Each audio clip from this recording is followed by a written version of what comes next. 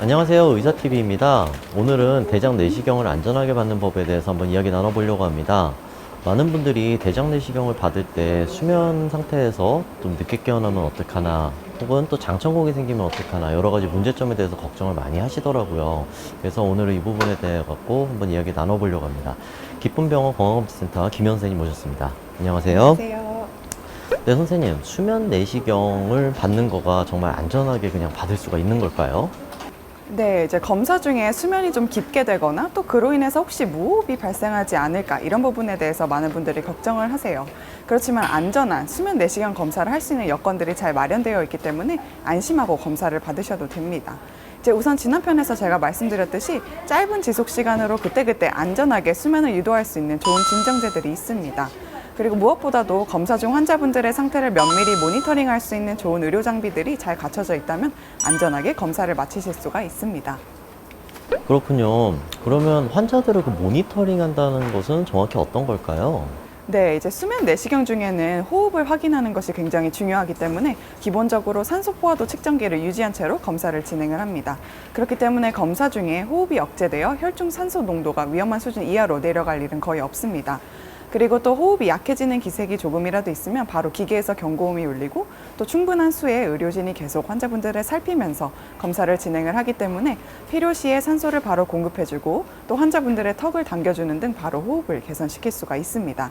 이제 간혹 수면을 위한 진정제에 대한 과민 반응으로 기관지 수축이 일어나서 호흡곤란이 생기는 경우도 있습니다. 이제 이때는 기도 확장제를 바로 주사함으로써 즉시 회복이 가능하니까 너무 걱정하지 않으시고 검사를 받으실 수 있습니다. 네, 그럼 이런 간단한 모니터링만으로도 이렇게 수면 내시경 받을 때 꽤나 안전하다는 그런 내용이네요. 네, 그렇습니다. 이제 아주 드물게 들려오는 수면 내시경 관련 사고 소식은 사실 이런 간단한 모니터링을 제대로 하지 않아서라고 말할 수 있겠습니다. 이제 그 밖에도 검사가 다 끝난 후에 환자분들을 그냥 방치하는 게 아니라 이제 수면 상태에서 완전히 회복하실 때까지 의료진이 계속해서 모니터링을 하게 됩니다. 네, 선생님. 또 궁금한 게 수면 내시경을 받다가 또 헛소리를 한다는 거가 또 TV에서 나오면서 많은 여담으로 좀 나오고 있는데요. 실제로 이런 일들이 많이 발생하나요? 네, 이제 일부 매체들에서 흥미를 끌기 위해 이런 염려를 부추겨 걱정하시는 분들이 상당히 계시는데 이제 실제로 수면 상태에서 대부분은 조용하십니다. 이제 극히 드물게 수면 중 헛소리나 몸부림을 치시는 분들이 계시긴 하지만 이건 개인의 문제가 아니라 불충분한 수면에 의해서 발생하는 겁니다. 그러니까 수면의 깊이를 잘 조절하면 아무런 문제 없이 안정되게 이제 내시경 검사를 받으실 수가 있습니다. 여기서 관건은 얼마나 수면을 잘 유도해 드리느냐에 따라 달려 있고 이는 각 병원의 수면 실력에 달린 문제라고 봐도 무방합니다. 네, 그럼 수면 마취에도 실력이 있나 보네요. 네, 정확히 표현하면 병원마다 수면 방법이 조금씩 차이가 있는 겁니다. 그러니까 사용하는 약의 종류와 용량이 병원들마다 다르고 또 그에 따라 수면의 질이 달라지기 때문에 가능하다면 이런 부분들을 꼭 확인하시고 검사를 받으시는 것이 좋겠습니다. 또 사람들이 많이 걱정하시는 부분이 장천공이라는 게 또 있어요. 이 장천공이 좀 많이 일어나는 편일까요? 아니요, 이제 장천공은 굉장히 드물게 발생합니다. 이제 연구에 따라서는 0.01%에서 0.1%까지 좀 다양합니다. 생각보다는 많지는 않네요. 근데 혹시 이런 장천공이 발생을 이렇게 잘하는 그런 사람들이 있을까요? 네, 환자분들의 체형이나 또 현재 상태, 기저질환 등에 따라서 이 천공 위험성이 좀 더 높으신 분들이 계십니다. 이제 특히 키가 호리호리하게 크시고 허리가 기신 분들의 경우에는 장이 길고 또 예각으로 꺾여 있는 경우가 더 많아서 이제 내시경 기구를 넣는 과정이 좀 더 까다롭게 되면 천공의 위험이 증가할 수가 있습니다. 또 심한 복부 비만이시거나 과거에 복부 수술이나 방사선 치료를 받으셔서 장유착이 발생하신 경우 장의 유동성이 떨어져서 내시경 넣는 것이 더 어려워집니다. 나아가 이제 반복적인 개실염이나 염증성 장질환이 있으시거나 또 스테로이드를 다량으로 복용하고 계시는 분들에서도 이 장천공 위험성이 증가할 수가 있습니다. 그리고 용종을 절제해야 되는 상황에도 이 장천공의 위험이 증가합니다. 네. 이런 위험 요인을 가진 분들 같은 경우 병원 선택이 굉장히 중요할 것 같은데요. 또 선생님들의 숙련도도 굉장히 중요한가요? 네, 맞습니다. 이제 미국 소화기 내시경 학회 자료에 따르면 내시경 검사 수 하위 20% 의사들은 상위 20%인 의사들보다 이 장천공 위험성이 무려 2.9배가 높다고 합니다. 이제 그만큼 숙련된 의사와 병원을 찾아가시는 것이 굉장히 중요합니다. 그렇군요. 또 궁금한 게 있는데 검사 도중에 중단되는 경우도 있을까요? 네, 이제 특히 검사 도중에 천공 위험성이 너무 크다고 판단이 되면 도중에 검사를 중단할 수 있다는 사실을 알고 계셔야 됩니다. 또 아무리 숙련된 의사라 하더라도 도저히 기술적으로 이 내시경 삽입이 어려운 경우들도 있다는 것을 이해해 주셨으면 합니다. 아, 네, 그렇군요. 그런데 뭐 극히 드물긴 하지만 장천공이 만약에 발생을 하면은 또 어떻게 해야 될까요? 네, 이제 장천공 사실을 바로 인지하고 즉시 수술을 받으시면 큰 후유증 없이 잘 회복을 하십니다. 또 장청소가 잘 되어 있어서 복강 내 오염 가능성이 적고 또 천공 즉시 응급 복강경 수술을 할 경우에는 맹장 수술을 받으신 것과 비슷한 수준의 수술 후 경과를 밟게 됩니다.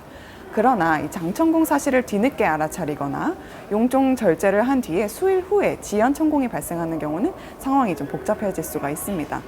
그러니까 복강 내 오염이 심해지고 또 천공 부위가 염증으로 인해서 약해지면 수술을 해도 다시 터지는 등의 합병증들이 발생할 수가 있습니다. 그리고 천공 진단이 늦어질수록 복강경이 아닌 배를 여는 개복 수술을 해야 되는 그런 복잡한 상황들이 많이 일어날 수가 있습니다. 네, 그렇군요. 그렇다면 또 예후에서 가장 또 중요한 게 장천공까지의 발견 시간일 것 같은데요. 네, 맞습니다. 최대한 빨리 천공 사실을 알아차리는 것이 굉장히 중요합니다. 검사 후에 수시간 이후까지 심한 복통이 지속되시거나 며칠 뒤에 갑자기 심한 복통이 발생하신다면 바로 병원으로 가셔야 됩니다. 그러면은 혹시 모를 돌발 상황에 대해 가지고 바로 대처할 수 있는 병원을 찾는 거가 좀 좋은 방법이겠네요. 또 그 외에도 이제 이 대장 내시경에서 많이 걱정들을 하시는 게 감염 위험이 또 있는 것 같아요. 그 부분은 좀 어떤가요?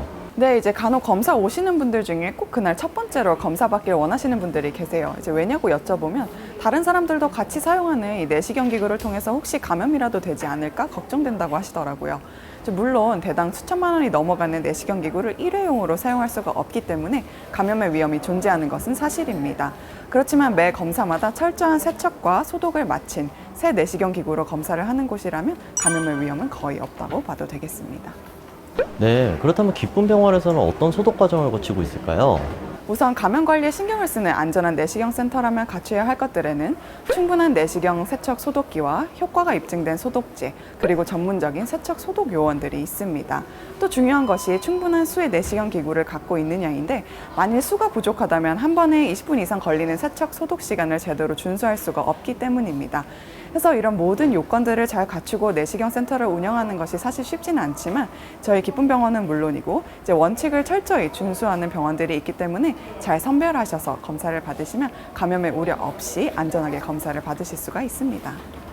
네, 안전하게 받기에 대해서 한번 좀 이야기 나눠봤습니다. 내용이 조금 많았는데요. 선생님, 정리 한번 좀 부탁드릴게요. 네. 4가지 정도로 이제 정리를 해볼 수가 있습니다. 첫 번째로 이제 내시경 검사실과 회복실에 좋은 성능의 모니터링 장비가 잘 준비되어 있는가. 또 두 번째로는 검사 수 대비 충분한 수의 의료진이 환자분들 가까이에서 지속적으로 상태를 확인하고 있는가. 또 세 번째, 이제 숙련된 의사들이 검사를 하는 곳인가. 그리고 천공 시에 바로 해결이 가능한 곳인가. 그리고 마지막으로 내시경 기구의 철저한 소독과 세척이 이루어지는 곳인가를 확인해 보시면 보다 안전하게 대장 내시경을 받으실 수 있겠습니다. 대장 내시경에 이제 오늘 안전하게 받기까지 이제 얘기를 좀 해봤어요. 이제 편안하게 받고 안전하게 받았는데 정확하게 받는 법이 또 있다고 그러니까 다음 편에서 한번 또 이야기 나눠보도록 하겠습니다. 오늘 도움 말씀 주신 김영 선생님 감사합니다. 네, 감사합니다.